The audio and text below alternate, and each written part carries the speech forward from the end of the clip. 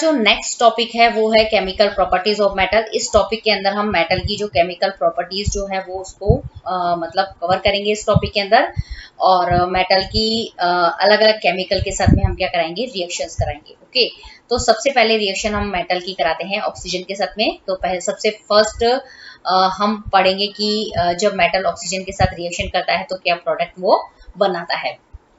Almost all metals combined with oxygen to form metal oxide, मतलब लगभग जितनी भी मेटल्स होती है वो ऑक्सीजन के साथ मिलकर क्या बनाती है, मेटल ऑक्साइड बनाती है। ओके, इस रिएक्शन को हम कॉम्बिनेशन रिएक्शन भी कहते हैं। क्यों कहते हैं? इसके अंदर जो कॉम्बिनेशन रिएक्शंस होती है उसके अंदर क्या होते हैं, दो रिएक्टेंट्स जो होते हैं वो केमिकल मतलब रिएक्शन के अंदर पार्ट लेते हैं। ओके, और वो दोनों मतलब जो रिएक्टेंट्स जो होते हैं वो आपस में क्या हो जाते हैं, कंबाइन हो जाते हैं और क्या बनाते हैं, यहाँ पे एक सिंगल प्रोडक्ट बनाते हैं। ओके, तो ये किस तरीके से कॉम्बिनेशन रिएक्शन हुई है वो आप देख लीजिए। यहाँ पे पहला रिएक्टेंट कौन है, मेटल है, और दूसरा रिएक्टेंट क्या है, ऑक्सीजन है, और दोनों रिएक्टेंट्स जो है वो आपस में मिल गए हैं, कंबाइंड हो गए हैं, और क्या बनाया है उन्होंने भी एक सिंगल प्रोडक्ट बनाया है जो क्या है, मेटल ऑक्साइड। ओके, अब हम इसको एग्जांपल से देख सकते हैं।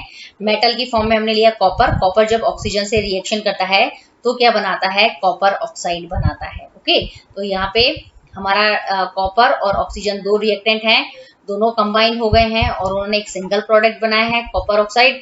और ये आप कॉम्बिनेशन रिएक्शन के अंदर भी इसका भी एग्जांपल आप क्या कर सकते हैं, वहां पे दे सकते हैं। ओके, फिर आप क्या करेंगे, जब आपने ये क्या करी है, ये जो है ये केमिकल रिएक्शन बोलते हैं। ओके, इस तरीके से वर्ड में आप जिसको रिप्रेजेंट करते हैं ये होती है केमिकल रिएक्शन, और ये जो होती है वो होती है केमिकल इक्वेशन। ओके, तो आपको यहाँ पे जो केमिकल इक्वेशन जब आप लिखते हैं तो उसके अंदर जो रिएक्टेंट होते हैं, जो प्रोडक्ट होते हैं, उनको सिंबल आपको यूज करना पड़ता है। केमिकल इक्वेशन लिख दी सिंबल यूज करके, फिर उसको आपको क्या करना पड़ता है, बैलेंस भी करना पड़ता है। ओके, तो यहाँ पे मतलब जब तक ये रिएक्शन आप बैलेंस नहीं करते हैं तो आपका क्या होता है, मार्क्स कट हो जाता है। तो आपको कोई भी केमिकल इक्वेशन लिखनी है लेकिन उसको आपको क्या करना है, बैलेंस जरूर करना है। ओके, और हमें हर इक्वेशन से ये भी सीखना है कि कौन सी मतलब किस चीज का मतलब एलिमेंट का सिंबल क्या है। जैसे मैंने यहाँ पे कॉपर लिया तो उसका सिंबल Cu है। ऑक्सीजन को हमेशा O2 से रिप्रेजेंट करते हैं। जो कॉपर ऑक्साइड होता है, मतलब कोई भी मेटल का ऑक्साइड होगा तो हो गया, फिर कोई भी मतलब कॉपर ऑक्साइड सपोज मैंने यहाँ पे बनाया तो उसका फॉर्मूला क्या हो गया, CuO होता है। तो आपको हर चीज जो है हर इक्वेशन के अंदर आपको सीखते जाना है, क्योंकि जो बोर्ड का एग्जाम होता है उसके अंदर मतलब क्वेश्चंस जो है वो कहीं से भी आ जाता है। ऐसे क्वेश्चन पूछे जाएंगे कि जब मेटल्स जो है वो ऑक्सीजन से रिएक्शन करती है तो कौन सा प्रोडक्ट बनता है। इस तरीके से क्वेश्चंस जो होता है वो आपसे पुट अप किया जाता है। ओके, अब जैसे मैंने बताया कि कोई भी मेटल जो होती है वो ऑक्सीजन के साथ रिएक्शन करके क्या बनाती है, मेटल ऑक्साइड बनाती है। Metal oxides are basic in nature, और मेटल ऑक्साइड का जो नेचर जो होता है वो कैसा होता है, बेसिक होता है। Okay, some metal oxides such as aluminium oxide, zinc oxide, etc., which react with both acids as well as bases to produce salt and water are known as atmospheric oxide। मतलब ये जो metal oxide है, मतलब कुछ metal oxide क्या करते हैं, मतलब कुछ मेटल ऑक्साइड के अंदर आप ले सकते हैं एल्यूमिनियम ऑक्साइड है या फिर जिंक ऑक्साइड है। ये क्या करते हैं कि मतलब ये एसिड के साथ और बेस के साथ में क्या करते हैं, रिएक्शन करते हैं। ओके, और क्या बनाते हैं, सॉल्ट और वाटर बनाते हैं। तो इस तरह के जो मेटल ऑक्साइड जो होते हैं जो एसिड और बेस के साथ में रिएक्शन करते हैं, उन मेटल ऑक्साइड को हम क्या कहते हैं, एम्फोटेरिक ऑक्साइड कहते हैं। ओके, एटमॉस्फेरिक नहीं, एम्फोटेरिक ऑक्साइड्स उनको हम कहते हैं। ओके, तो हमने क्या करा, पहले ये जो एल्यूमिनियम जो है इसकी ऑक्सीजन के साथ रिएक्शन कराई और ये एल्यूमिनियम ऑक्साइड बना। ओके, ये एल्यूमिनियम ऑक्साइड जो होता है वो एसिड के साथ में भी रिएक्शन कर रहा है। एसिड के लिए एसिड के फॉर्म में हमने लिया है हाइड्रोक्लोरिक एसिड। ओके, और मतलब जब ये एल्यूमिनियम ऑक्साइड हाइड्रोक्लोरिक एसिड के साथ में रिएक्शन करता है तो क्या बनाता है, एल्यूमिनियम क्लोराइड बनाता है, जो क्या है, एक सॉल्ट होता है, एक तरह का सॉल्ट होता है। ओके, और वाटर जो होता है एज अ प्रोडक्ट जो होता है इस रिएक्शन के अंदर हमें मिलता है। ओके, पहली चीज। ओके, मतलब जो एल्यूमिनियम ऑक्साइड जो है वो मतलब एसिड के साथ में क्या करता है, रिएक्शन करता है, और एल्यूमिनियम क्लोराइड और क्या बनाता है, वाटर बनाता है। एल्यूमिनियम क्लोराइड क्या है, सॉल्ट है, और वाटर तो आपको पता ही है कि H2O होता है। क्लियर। तो यहाँ पे ये बताया गया कि मेटल ऑक्साइड जब भी एसिड के साथ में रिएक्शन करेगा तो क्या बनाएगा, सॉल्ट बनाएगा, और वाटर बनाता है। ओके, इसी तरीके से मेटल ऑक्साइड जो होते हैं वो बेस के साथ में जब रिएक्शन करते हैं तो वो क्या बनाते हैं, वो भी सॉल्ट और वाटर जो होते हैं वो मतलब एज ए प्रोडक्ट बनाते हैं। क्लियर? तो यहाँ पे यही बताया गया है कि ये जो मतलब एल्यूमिनियम ऑक्साइड जो है वो बेस मतलब सोडियम हाइड्रोक्साइड से रिएक्शन करता है तो ये सॉल्ट बनता है, और यहाँ पे एक वाटर जो है वो एज ए प्रोडक्ट जो होते हैं वो हमें मिलते हैं। ओके, तो यहाँ पे कुल मिला के हमें बताया गया है कि सब मतलब कुछ मेटल ऑक्साइड जैसे एल्यूमिनियम ऑक्साइड है या फिर जिंक ऑक्साइड होते हैं वो जिस मतलब एसिड्स के साथ में भी रिएक्शन करते हैं और बेस के साथ में भी रिएक्शन करते हैं, तो दोनों के साथ में रिएक्शन करके क्या बनाते हैं, सॉल्ट और वाटर जो होते हैं वो एज अ प्रोडक्ट जो होते हैं वो प्राप्त करते हैं। ओके, अब सबसे पहले आपको बताना चाहिए कि एसिड क्या होता है और बेस क्या होता है। तो एसिड वो होते हैं जो हाइड्रोजन आयन रिलीज करते हैं। हाइड्रोक्लोरिक एसिड जो है या कोई सा भी एसिड जो होता है वो हाइड्रोजन आयन जो होता है वो रिलीज करता है, इसलिए इसको हम एसिड बोलते हैं। बेस वो होते हैं जो मतलब इसको यदि आप वाटर के अंदर डिसॉल्व करें या किस तो ये क्या देते हैं, ये हाइड्रोक्सिल आयन OH आयन जो होते हैं वो रिलीज करते हैं, उसको हम बेस बोलते हैं। ओके, तो ये जो हाइड्रोजन आयन जो रिलीज होती है ना इस रिएक्शन के अंदर, ये जो एसिड जो है HCl ये हाइड्रोजन आयन देता है। ये हाइड्रोजन इस ऑक्सीजन के साथ में मिलकर H2 बनाता है, और ये जो Cl जो है वो Al के साथ जुड़ के क्या बनाती है, सॉल्ट बनाती है। इसी तरीके से ये जो OH जो होता है सोडियम हाइड्रोक्साइड का, ये जो OH जो है वो इस ऑक्सीजन के साथ मिलकर क्या बनाता है, H2 बनाता है, और ये जो Na जो है वो इस एल्यूमिनियम और ऑक्साइड के साथ जुड़ के क्या बना देता है, एक सॉल्ट बनाता है। ओके, तो कुल मिला के आपको यहाँ पे क्वेश्चन पूछा जाएगा कि जब भी किसी मेटल ऑक्साइड की रिएक्शन किसी भी एसिड और बेस के साथ में की जाती है तो हमें एज ए प्रोडक्ट क्या मिलता है, तो आपको बताना पड़ेगा कि एज ए प्रोडक्ट वहां पे आपको सॉल्ट और वाटर जो होता है वो मिलता है। ओके, और जो भी कुछ जो ऑक्साइड मतलब जो मेटल ऑक्साइड एसिड के साथ भी रिएक्शन करते हैं और बेस के साथ भी रिएक्शन करते हैं, उन मेटल ऑक्साइड को हम क्या कहते हैं, एम्फोटेरिक ऑक्साइड के नाम से हम उनको जानते हैं। ओके, तो आपको पहले केमिकल इक्वेशन लिख देनी है। ओके, केमिकल इक्वेशन लिखने के लिए आपको सिंबल यूज करने हैं, उसके बाद में उस केमिकल इक्वेशन को क्या करना है, आपको बैलेंस करना है। ओके, तो इस तरीके से हमें क्या कर देनी है, रिएक्शन मेटल ऑक्साइड की एसिड और बेस के साथ रिएक्शन लिखनी है। ओके, अब है कि most metal oxides are insoluble in water but some dissolve to form alkali like sodium and potassium oxide। Okay, इसमें यह बताया गया है कि जो मेटल ऑक्साइड जो होते हैं वो मोस्टली जो मेटल के ऑक्साइड जो होते हैं वो वाटर के अंदर क्या होते हैं, insoluble होते हैं, लेकिन कुछ ऐसे एक्सेप्शनल केस होते हैं जैसे सोडियम एंड पोटेशियम ऑक्साइड जो क्या है, मेटल के ऑक्साइड ही हैं। ये क्या होते हैं कि वाटर के अंदर क्या करते हैं, डिसॉल्व हो जाते हैं, और वाटर के अंदर डिसॉल्व होने का मतलब होता है कि वाटर के साथ रिएक्शन करते हैं और क्या बनाते हैं, एल्कली बनाते हैं, मतलब बेस बनाते हैं एक तरीके का। तो यहाँ पे बताया गया कि मेटल का ऑक्सीजन से रिएक्शन करता है, सबसे पहले मेटल ऑक्साइड बनाता है, और ये जो मेटल ऑक्साइड मोस्टली ये जो मेटल ऑक्साइड होते हैं वो वाटर के अंदर क्या होते हैं, इनसॉल्युबल होते हैं, लेकिन कुछ ऐसे एक्सेप्शनल ऑक्साइड होते हैं मेटल के like sodium and potassium, sodium oxide ले लो या फिर पोटेशियम ऑक्साइड ले लो, ये वाटर के साथ में क्या करते हैं, रिएक्शन कर लेते हैं और क्या बनाते हैं, एक एल्कली, मतलब एल्कली का मतलब होता है एक बेस बनाते हैं। ओके, तो सोडियम ऑक्साइड का फॉर्मूला होता है Na2O। तो ये जो आपको 2 यहाँ पे मैंने ऊपर लिखा है इसको थोड़ा सा आप नीचे कर दीजिए, तो ये हो जाएगा Na2O, और ये वाटर के साथ रिएक्शन कर रहा है और क्या बना रहा है, एक बेस बना रहा है NaOH। ओके, ये केमिकल इक्वेशन लिखने के बाद में आपको क्या करना है, आपको इस केमिकल इक्वेशन को क्या करना है, बैलेंस करना है। ओके, बैलेंस करने के बाद में आपको जब आप एक इक्वेशन लिखते हैं, दूसरी बात है कि उसके बाद में जो रिएक्टेंट और जो प्रोडक्ट होते हैं उसकी आपको फिजिकल स्टेट भी क्या करनी है, मेंशन करनी है, तभी ये complete chemical equation balanced chemical equations जो होती है वो कहलाती है। ओके, तो इस तरीके से ये जो थर्ड पॉइंट था कि मेटल ऑक्साइड जो होते हैं जब वाटर के साथ में रिएक्शन करते हैं तो एज अ प्रोडक्ट जो होते हैं वो हमें क्या मिलता है। पहली बात तो मेटल ऑक्साइड जो होते हैं वो वाटर के अंदर इनसॉल्युबल होते हैं, लेकिन कुछ मेटल ऑक्साइड जैसे लाइक सोडियम और पोटेशियम ऑक्साइड वाटर के साथ रिएक्शन करके क्या बनाते हैं, एल्कली मतलब बेस बनाते हैं। ओके, अब मेटल्स के बारे में कुछ खास बात, जैसे metals such as potassium and sodium react so vigorously with oxygen that they catch fire if kept in the open, so to protect them they are kept immersed in kerosene oil। मतलब यहाँ पे बताया गया है कि कुछ metals मतलब metals like as जैसे सोडियम और पोटेशियम है, ओको यदि आपने इनको क्या कर दिया है कि मतलब एकदम खुला छोड़ दिया है, ओके एकदम खुले के अंदर रख दिया है, तो ये क्या करते हैं कि एयर की जो ऑक्सीजन जो होती है उसके साथ में इतनी रैपिडली रिएक्शन करते हैं, इतनी तेजी से विग्रेसली रिएक्शन करते हैं कि मतलब उस समय क्या होती है कि मतलब आग भी लग जाती है, मतलब उसमें से क्या निकलने लगती है, आग निकलने लगती है, फायर निकलने लगती है। So to protect them they are kept immerse in kerosene oil. इसलिए हम क्या करते हैं, कभी भी सोडियम और पोटेशियम मेटल को क्या करते हैं, कभी भी खुला मतलब नहीं रखते हैं, इसको हमेशा किसके अंदर रखते हैं, केरोसिन ऑयल के अंदर डुबो के रखा जाता है। आप लैब के अंदर जब आप 11th और 12th के अंदर जब प्रैक्टिकल करने जाएंगे तो आप देखेंगे कि सोडियम और पोटेशियम मेटल को हमेशा एक बोतल जिसके अंदर केरोसिन होता है ना, उसके अंदर क्या करता है, इसको रखा जाता है। ओके, ताकि ये क्या करे कि एयर के कांटेक्ट में नहीं आए। ओके, अगर एयर की कांटेक्ट में नहीं आएंगे तो ये ऑक्सीजन के साथ में रिएक्शन नहीं होंगी, और ऑक्सीजन के साथ अगर रिएक्शन नहीं होगी तो मतलब वहां पे ये आग को मतलब नहीं मतलब नहीं निकलेगी इनमें से आग, मतलब फायर नहीं लगेगी। ओके, तो कुल मिला के ऐसा है।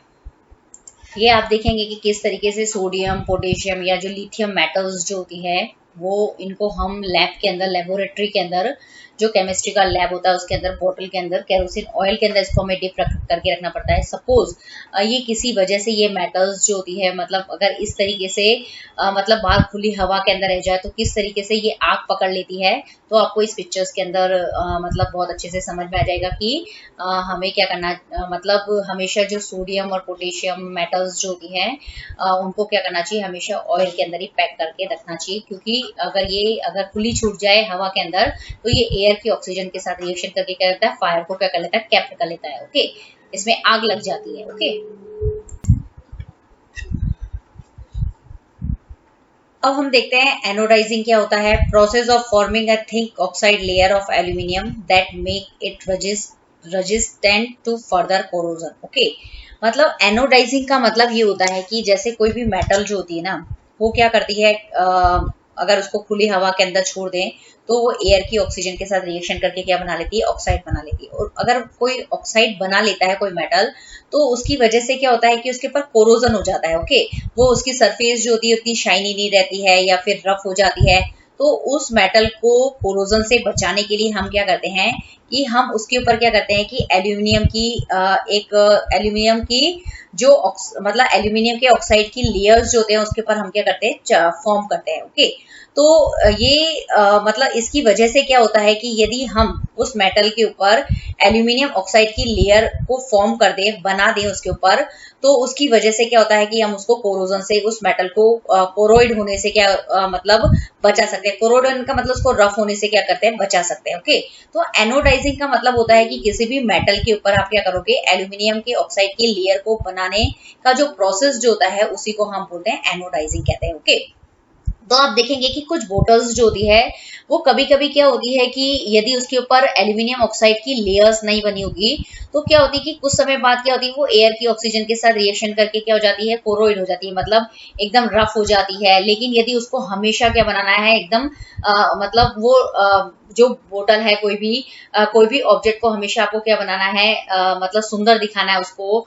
मतलब एकदम लुक के अंदर अच्छा दिखाना है, तो आप वो आजकल क्या होता है कि एल्यूमिनियम के ऑक्साइड की लेयर्स जो होती है वो चढ़ा दी जाती है, तो वो हमेशा लाइफ टाइम, एक लंबे टाइम तक वो बोटल्स जो होती है या कोई भी ऑब्जेक्ट जो होता है वो वैसा का वैसा क्या होता है, बना रहता है। ओके, तो ये जो प्रोसेस जो होता है इसको हम बोलते हैं एनोडाइजिंग। ओके, जहां तक हमने क्या पढ़ा है कि अभी तक हमने पढ़ा है कि ये मेटल जो होती है वो ऑक्सीजन के साथ रिएक्शन करके मेटल ऑक्साइड बनाती है। वो कुछ मेटल ऑक्साइड्स जो होते हैं वो एसिड और बेस के साथ में रिएक्शन करते हैं। कुछ मेटल ऑक्साइड्स जो होते हैं वो वाटर के अंदर डिसोल्व होते हैं। ओके, तो यहाँ तक हमने क्या पढ़ा है कि मेटल जो होते हैं वो ऑक्सीजन के साथ जो रिएक्शन करते हैं उसको हम बोलते हैं मेटल ऑक्साइड। और फिर उस मेटल ऑक्साइड की हमने एसिड और बेस के साथ रिएक्शन पढ़ी है। कुछ मेटल ऑक्साइड वाटर के साथ रिएक्शन करती है और वो हमेशा क्या बनाते हैं, जो प्रोडक्ट बनाते हैं वो मैंने आपको यहाँ पे बताया, उसको आपको बाय हार्ट जो है वो लर्न कर लेना है। उन केमिकल इक्वेशन को, उसको बैलेंस करना भी आपको आना चाहिए। ओके, और ये एक बहुत इंपॉर्टेंट पॉइंट है, एनोडाइजिंग क्या होता है। और एक इससे पहले मैंने आपको बताया था कि सोडियम और पोटेशियम को हमेशा केरोसिन ऑयल के अंदर इमर्स करके क्यों रखा जाता है, तो वो भी एक बहुत ही इंपॉर्टेंट पॉइंट है। ओके, वो आपको पता होना चाहिए। ओके, अब हमारी जो नेक्स्ट केमिकल प्रॉपर्टीज है मेटल की, कि मेटल की अगर आप वाटर के साथ रिएक्शन करते हैं तो क्या मेटल वाटर के साथ रिएक्ट करती है या नहीं करती है, वो हम इस टॉपिक के अंदर पढ़ेंगे। Okay, all metals do not react with water, those which react form metal oxide and hydrogen gas. मतलब सभी मेटल्स जो होती है वो वाटर के साथ रिएक्शन नहीं करती, पहली चीज। लेकिन कुछ मेटल्स जो होती हैं, फॉर एग्जांपल सोडियम है, एल्यूमिनियम है, ये क्या करती है, मेटल के साथ में रिएक्शन करती, सॉरी, वाटर के साथ रिएक्शन करती है और मेटल ऑक्साइड और हाइड्रोजन गैस जो होती है वो वहाँ पे रिलीज होती है। क्लियर? तो यहाँ पे यहीं पे जनरली इसको हम इस फॉर्म में समझ सकते हैं कि जो मेटल होती है वो वाटर के साथ रिएक्शन करेगी, मेटल ऑक्साइड बनेगा प्लस हाइड्रोजन गैस निकलेगी वहां पे। ओके, तो अब वाटर के अंदर क्या होता है, वाटर जो होता है उसके अंदर हाइड्रोजन और ऑक्सीजन होती है। तो मेटल जो होती है वो वाटर की ऑक्सीजन के साथ रिएक्शन करती है और मेटल ऑक्साइड बनाती है। ओके, अब वाटर के मतलब वाटर की ऑक्सीजन तो जो है वो मेटल के साथ में कंबाइंड हो गई है। अब वाटर के अंदर क्या बचा है, सिर्फ हाइड्रोजन बची है। ओके, तो ये जो हाइड्रोजन जो होती है वो हाइड्रोजन गैस के रूप में क्या होती है, रिलीज हो जाती है। तो फॉर एग्जांपल हम कौन से बोले, सारी मेटल्स जो होती है वो वाटर के साथ रिएक्शन नहीं करती है। फॉर एग्जांपल सोडियम अगर वाटर के साथ रिएक्शन करेगी तो सोडियम हाइड्रोक्साइड बनाएगी और हाइड्रोजन गैस जो होती है वो रिलीज हो जाएगी। इसी तरीके से जो एल्यूमिनियम जो होता है वो वाटर के साथ रिएक्शन करेगा और एल्यूमिनियम ऑक्साइड बनेगा और हाइड्रोजन गैस जो भी वो रिलीज हो जाएगी। कुल मिला के बात इतनी सी है कि अगर कोई मेटल वाटर के साथ रिएक्शन करती है तो मेटल का ऑक्साइड बनता है और हाइड्रोजन गैस जो होती है वो रिलीज होती है। इस हाइड्रोजन गैस जो होती है वो बबल्स की फॉर्म में निकलती है वहां पे। और इस हाइड्रोजन गैस का जो टेस्ट होता है वो कैसे करते हो कि आप कोई जलती हुई मैच स्टिक उसके पास ले जाओ या जलती हुई कैंडल लेके जाओ, तो पट पट का जो साउंड होता है वो हमें हाइड्रोजन गैस को कंफर्म करने का वो टेस्ट होता है, जिससे हमें ये प्रूफ हो जाता है, मतलब कंफर्म हो जाता है कि वो जो निकलने वाली गैस है वो क्या है, हाइड्रोजन गैस होती है। Okay, clear? अब metal oxides that are soluble in water further form metal hydroxide। मतलब सबसे पहले क्या हुआ, मेटल ने ऑक्सीजन से रिएक्शन करी। ओके, क्या बनाया, मेटल ऑक्साइड बनाया। ये जो मेटल ऑक्साइड्स जो होते हैं वो क्या होते हैं, आगे मतलब और ज्यादा क्या होते हैं, वाटर के अंदर क्या हो जाते हैं, डिजोल्व होते जाते हैं, होते जाते हैं। ओके, फिर आगे डिजोल्व होके, मतलब वाटर के अंदर और ज्यादा डिजोल्व होके वो क्या बनाते हैं, मेटल हाइड्रोक्साइड बनाते हैं। ओके, तो सबसे पहले क्या होता है, मेटल वाटर के साथ रिएक्शन करता है और क्या बनता है, मेटल ऑक्साइड्स बनते हैं और हाइड्रोजन गैस जो होती है वो इस प्रोसेस के अंदर क्या होती है, निकलती है। क्लियर? पहली चीज। अब ये जो मेटल ऑक्साइड्स जो होते हैं ये क्या होते हैं, वाटर के अंदर क्या करते हैं, और ज्यादा डिजोल्व हो जाते हैं और ज्यादा क्या होते हैं, इनके अंदर ये वापस वाटर के अंदर क्या होते हैं, सॉल्युबल होते जाते हैं, उनके अंदर घुलते जाते हैं और क्या बना लेते हैं, मतलब फाइनली क्या प्रोडक्ट मिलता है हमें, मेटल हाइड्रोक्साइड मिलता है। ओके, जो हाइड्रोक्साइड जो होते हैं तो वो जो हाइड्रोक्साइड जो होता है उसको हम पहली चीज OH जो होता है उस सिंबल से क्या करते हैं, उसको रिप्रेजेंट करते हैं। क्लियर? हाइड्रोक्साइड जो होता है उसको, उसका सिंबल क्या है, OH होता है। क्लियर? तो सबसे पहले हम क्या बनाएंगे, कोई भी मेटल ले लिया उसका ऑक्साइड बनाएंगे। मतलब हमने सबसे पहले क्या करा, सोडियम की ऑक्सीजन के साथ रिएक्शन करी और ये सोडियम ऑक्साइड बना। जो सोडियम ऑक्साइड क्या है, एक मेटल ऑक्साइड है। क्यों?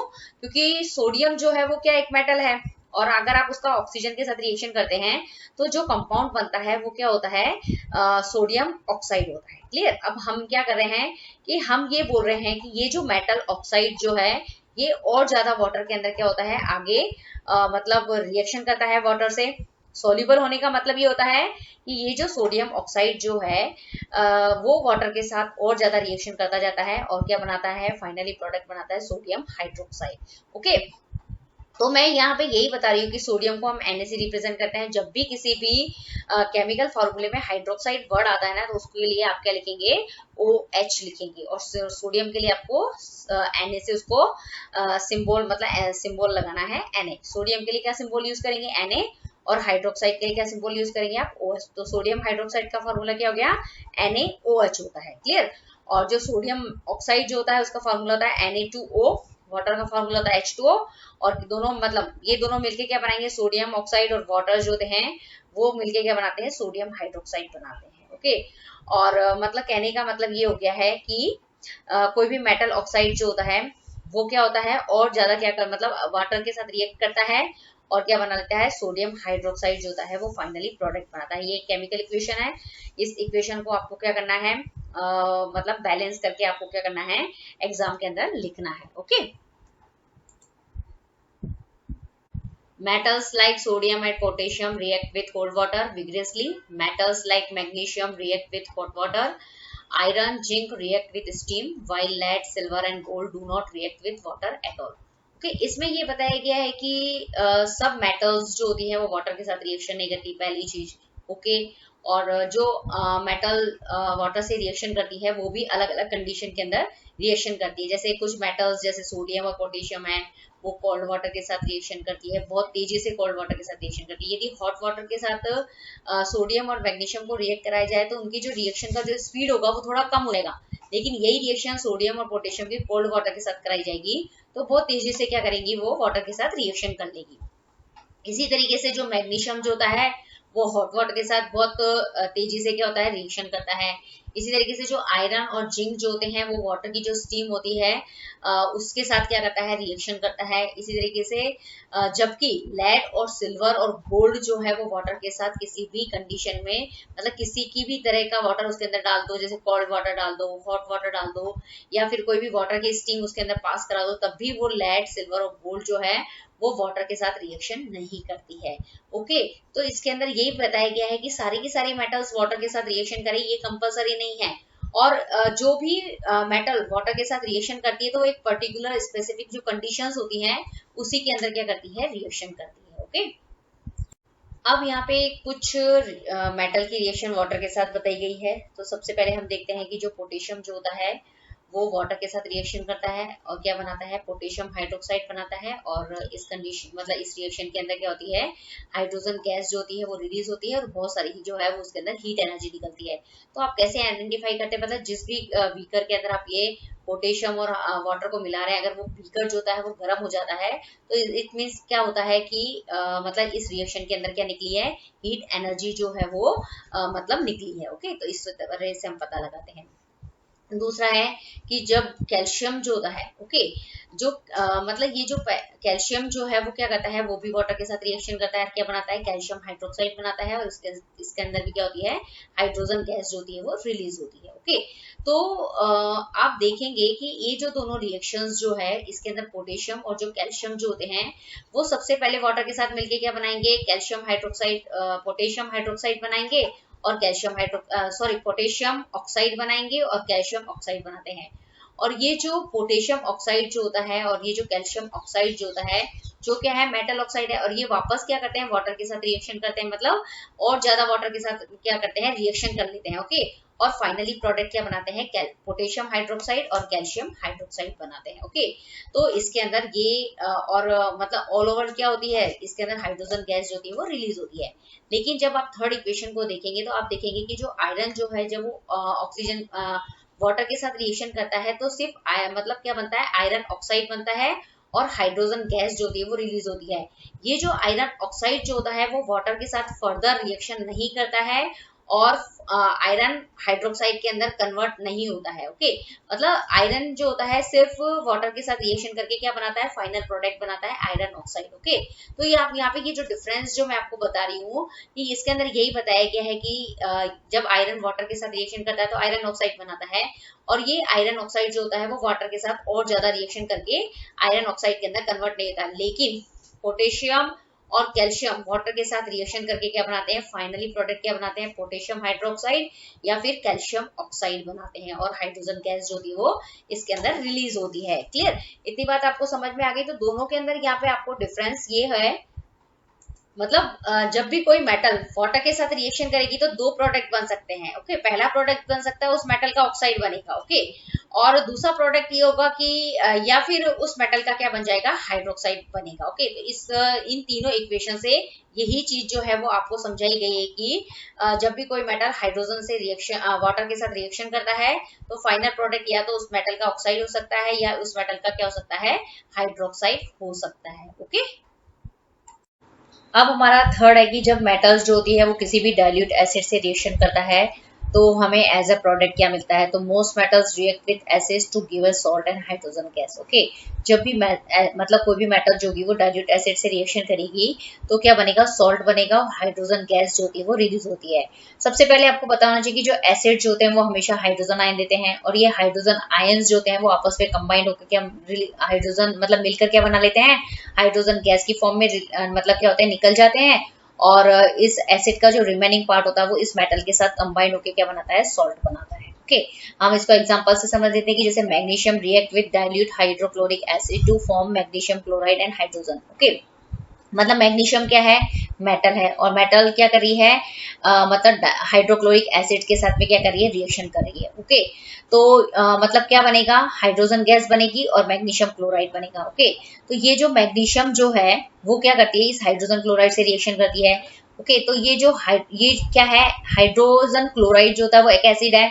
ये एसिड में से क्या होती है कि ये जो हाइड्रोजन जो होती है वो H2 की फॉर्म में क्या होती है, बाहर निकल जाती है। अब इस एसिड में से हाइड्रोजन निकल जाता है तो क्या बचा, Cl बचा।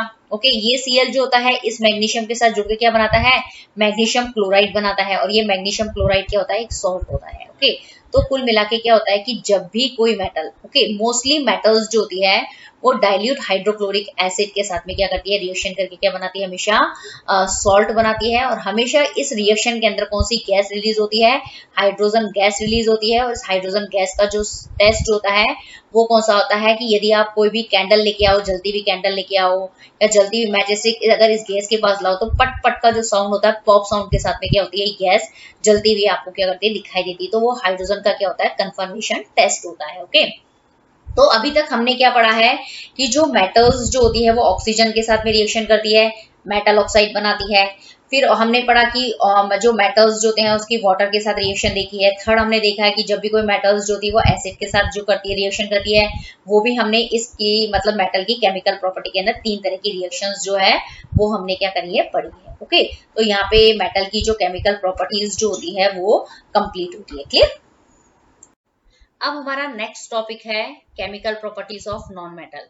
ओके, इससे जो पहले हमने पढ़ी है मेटल की केमिकल प्रॉपर्टीज पढ़ी है, अब हम पढ़ेंगे नॉन मेटल की chemical properties. Okay, non metal की केमिकल प्रॉपर्टीज पढ़ने से पहले आपको कुछ नॉन मेटल्स जो होते हैं उनके नाम जो है वो आपको पता होना चाहिए कि किन कौन से एलिमेंट को हम नॉन मेटल के अंदर कंसीडर करते हैं, उन एलिमेंट का या उन नॉन मेटल का नाम क्या होता है, नाम क्या है। ओके, तो यहाँ पे दिया गया है जैसे ऑर्गन है, एसिटाइन है, bromine, carbon, chlorine, fluorine, helium, hydrogen, iodine, krypton, neon, nitrogen, oxygen, phosphorus, radon, selenium, sulphur and xenon, ये सारे हैं नॉन मेटल्स। ओके, तो आपको मतलब एक थोड़ा सा बेसिक पता होना चाहिए कि नॉन मेटल के अंदर कौन कौन से एलिमेंट्स आते हैं, उनके नाम क्या हैं। तो थोड़ा क्या उनकी प्रॉपर्टीज जो होती है उनको पढ़ने में क्या रहता है, हमें इजी रहता है। ओके, अब जो नॉन मेटल की फर्स्ट केमिकल प्रॉपर्टी ये है कि non metal react with oxygen to form non metal oxide. जो नॉन मेटल्स जो होती है यदि आप उसको एयर के अंदर क्या करें, एक्सपोज कर दें, मतलब एयर के अंदर यदि आप उसको रख दें तो वो क्या करते हैं, एयर की ऑक्सीजन के साथ क्या करता है, रिएक्शन कराता है और मेटल के जैसे ही क्या बनाता है, नॉन मेटल ऑक्साइड बनाता है। ओके, तो यहाँ पे बस मतलब यही है कि जो नॉन मेटल्स जो होते हैं वो भी ऑक्सीजन के साथ रिएक्ट करते हैं और वो क्या बनाते हैं, नॉन मेटल ऑक्साइड बनाते हैं। क्लियर। तो यहाँ पे ये बताया गया है कि जो नॉन मेटल है वो ऑक्सीजन के साथ रिएक्शन करेंगे और क्या बनाएंगे, नॉन मेटल ऑक्साइड बनाएंगे। तो हमने एक नॉन मेटल ले ली है, जैसे कार्बन का एग्जांपल ले लिया, कार्बन ऑक्सीजन से रिएक्शन करेगा और क्या बनाएगा, कार्बन का ऑक्साइड बनाएगा। ओके, तो ये हुआ CO2 जो है वो कार्बन का ऑक्साइड है और इसको हम क्या बोलते हैं, कार्बन डाइऑक्साइड गैस भी बोलते हैं। ओके, कोई भी गैस जो होती है यदि किसी एलिमेंट के साथ जुड़ जाती है ना तो वो उस एलिमेंट का क्या होता है, ऑक्साइड कहलाता है। ओके, तो यहाँ पे कार्बन ऑक्सीजन के साथ जुड़ गई है तो कार्बन का ऑक्साइड बन गया है और इस कार्बन के ऑक्साइड को हम बोलते हैं कार्बन डाइऑक्साइड। ओके, अब डाइऑक्साइड क्यों बोलते हैं, यदि कार्बन के साथ में यदि 2 ऑक्सीजन के मॉलिक्यूल्स जुड़ते हैं तो उसको हम कार्बन डाइऑक्साइड बोलते हैं। यदि कार्बन के साथ ऑक्सीजन का एक मॉलिक्यूल जुड़ता है तो उसको हम कार्बन मोनोऑक्साइड कहते हैं। ओके, तो कार्बन का ऑक्सीजन के साथ जुड़ना सॉरी किसी भी नॉन मेटल का ऑक्सीजन के साथ अगर जुड़ जाना, कंबाइन होने से क्या बनता है, उस नॉन मेटल का क्या बन जाता है, ऑक्साइड बन जाता है। ओके, अब नॉन मेटल की जो सेकंड केमिकल प्रॉपर्टीज है उसमें क्या है कि non metal can react with salt solutions, more reactive element will displace the less reactive non metal. इसके अंदर क्या होगा कि जो नॉन मेटल्स की जब आप क्या कराते हैं, किसी भी सॉल्ट सॉल्यूशन से रिएक्शन कराते हैं तो इस रिएक्शन के अंदर क्या होता है, डिस्प्लेसमेंट होता है। ओके, डिस्प्लेसमेंट रिएक्शन के अंदर क्या होता है कि जो ज्यादा रिएक्टिव एलिमेंट होता है वो कम रिएक्टिव एलिमेंट को क्या कर देता है, डिस्प्लेस कर देता है। ओके, तो यहाँ पे हमने सॉल्ट सॉल्यूशन की फॉर्म में लिया है सोडियम ब्रोमाइड। ओके, सॉल्यूशन है तो आपको AQ लगाना है और उसके अंदर आपको क्या डालना है, क्लोरीन, वो भी सॉल्यूशन की फॉर्म में डालना है। ओके, तो यहाँ पे जो ब्रोमीन है और क्लोरीन जो है वो दोनों ही क्या है, नॉन मेटल है, पहली चीज। लेकिन जो ये दोनों नॉन मेटल है, ब्रोमीन और क्लोरीन, लेकिन मोर रिएक्टिव नॉन मेटल कौन है, यहाँ पे Cl है। ओके, क्लोरीन जो है वो मोर रिएक्टिव नॉन मेटल है कंपैरेटिवली ब्रोमीन के। ओके, तो ये जो Cl जो होगा वो इस ब्रोमीन को क्या कर देगा, रिप्लेस कर देगा। तो इसकी वजह से क्या होगा कि ये जो ब्रोमीन जो होगी वो डिस्प्लेस होगी और ब्रोमीन गैस की फॉर्म में मतलब क्या होगी, रिलीज हो जाएगी। ओके, पहली चीज। ओके, फिर क्या करेगा कि ये Cl ने क्या करा, इस ब्रोमीन को डिस्प्लेस कर दिया और इस ब्रोमीन की जगह क्या है, ये Cl जो है वो इस Na के साथ जुड़ जाएगा और क्या बना लेगा, सोडियम क्लोराइड बना लेगा। ओके, तो यहाँ पे क्या हुआ है कि जब भी आप नॉन मेटल की रिएक्शन सॉल्ट सॉल्यूशन से कराएंगे तो किस तरह की रिएक्शन होगी, डिस्प्लेसमेंट रिएक्शन होगी। और ये आप एग्जांपल डिस्प्लेसमेंट रिएक्शन के अंदर भी दे सकते हैं, पहली चीज। और डिस्प्लेसमेंट रिएक्शंस क्या होती है, जिसके अंदर क्या होता है कि बहुत ज्यादा रिएक्टिव एलिमेंट जो होते हैं वो कम रिएक्टिव एलिमेंट को क्या कर देता है, डिस्प्लेस कर देता है। और डिस्प्लेस करके क्या होता है वो मतलब दूसरे एलिमेंट के साथ क्या होता है, कंबाइन हो जाता है और क्या बनाता है, एक नया कंपाउंड जो होता है वो फॉर्म होता है। क्लियर, तो ये हुई नॉन मेटल की सॉल्ट सॉल्यूशन के साथ में रिएक्शन, और वो कौन सी रिएक्शन है, डिस्प्लेसमेंट रिएक्शंस होती है। ओके, अब थर्ड है कि जो non metals can also react with hydrogen to form hydride. Okay, मतलब यहाँ पे क्या बताया गया है कि जब भी नॉन मेटल्स जो होती है वो हाइड्रोजन के साथ रिएक्शन करती है और क्या बनाती है, हाइड्राइड्स बनाती है। तो हाइड्रोजन यहाँ पे हमने नॉन मेटल की फॉर्म में क्या लिया है, सल्फर ले लिया है इस बारी। और हाइड्रोजन सल्फर जब हाइड्रोजन से रिएक्शन करेगा तो क्या बनेगा, हाइड्रोजन सल्फाइड गैस की मतलब क्या होती है, मतलब बनता है। और इसको आप कैसे पहचानते हैं इस गैस को, इसके अंदर क्या होता है कि जो सड़ा हुआ अंडा होता है ना, उसकी स्मेल जो आती है वो हाइड्रोजन सल्फाइड गैस की होती है, तो उससे हम इसको आइडेंटिफाई करते हैं। ओके, ये इसकी थर्ड केमिकल प्रॉपर्टीज है नॉन मेटल की। अब फोर्थ है कि जो non metal do not react with water and acid to evolve hydrogen gas.